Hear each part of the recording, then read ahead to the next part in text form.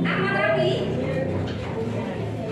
Ahmad Rifai, Ahmad dan Ditya akan melanjutkan materi yang berikutnya tentang teks berita. Kemarin kita sudah menganalisis struktur kaidah kebahasaan. Nah, sekarang kita akan menulis teks berita.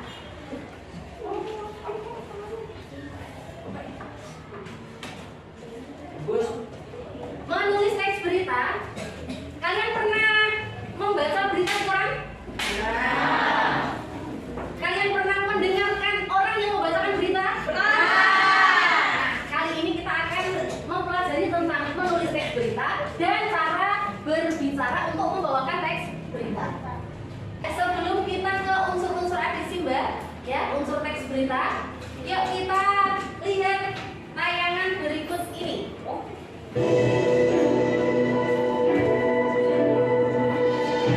Selamat pagi pemirsa, selama 30 menit ke depan Anda akan bersama saya Intan Latifah dalam acara Intan Latifah TV, membahas berita aktual dan terpercaya.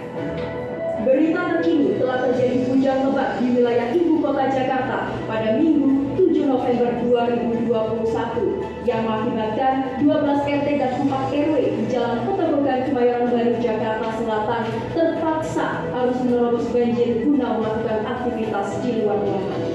Menurut pendapat dari warga sekitar, banjir kali ini berbeda dari biasanya. Semenjak turun hujan, air menggenang dengan sangat cepat hingga ada pada tinggi 70 cm.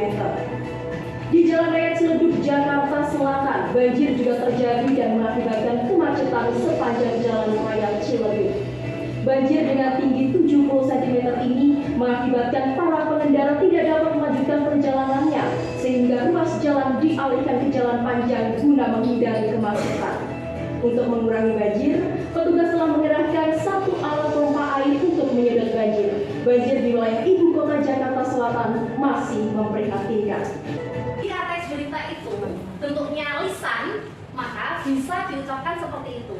Bisa dengan gayanya masing-masing, ya. Tapi ketika dalam tulisan, ya, jika teks berita itu dalam bentuk tulisan, maka teksnya ada apa saja? Judul.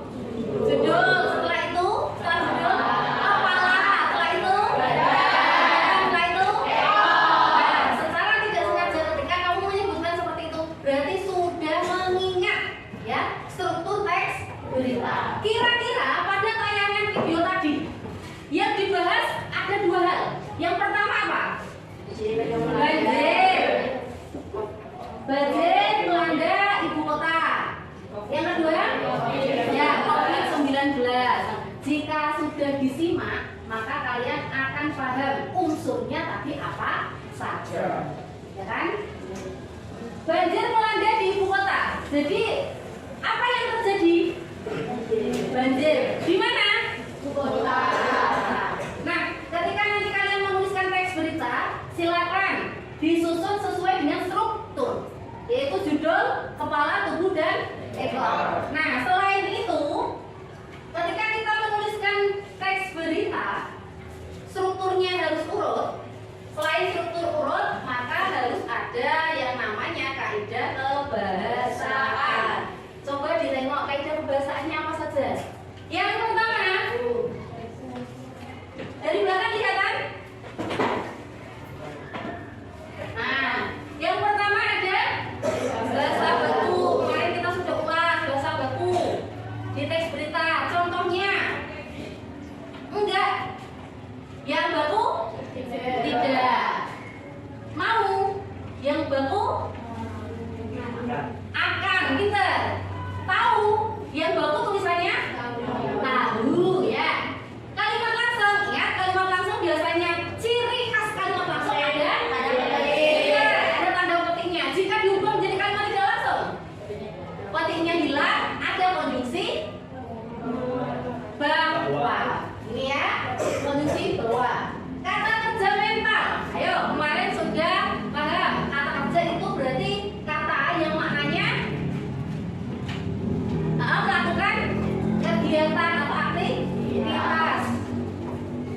Coba, kata kerja mental beda nggak dengan kata kerja biasa? Kata kerja mental ini fokus ke kegiatan fisik.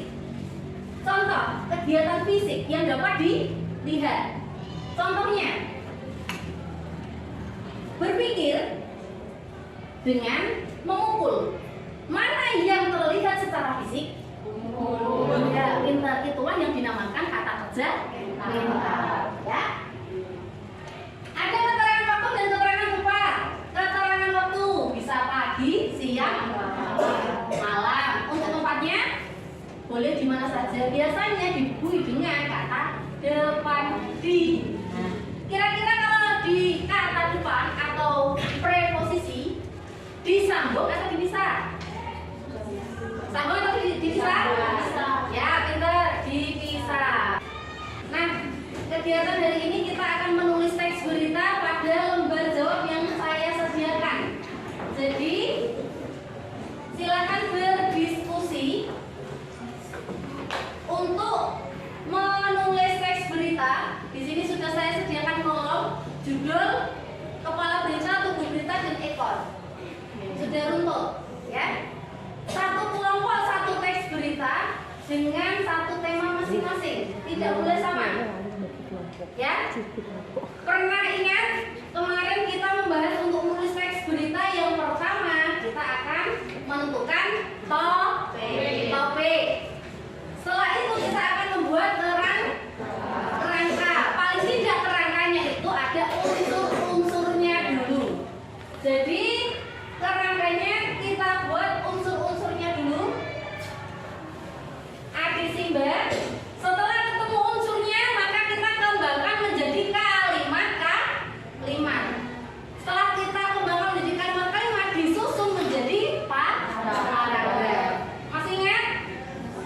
Yuk, kita latihan menulis teks berita. Saya diskusi, silakan.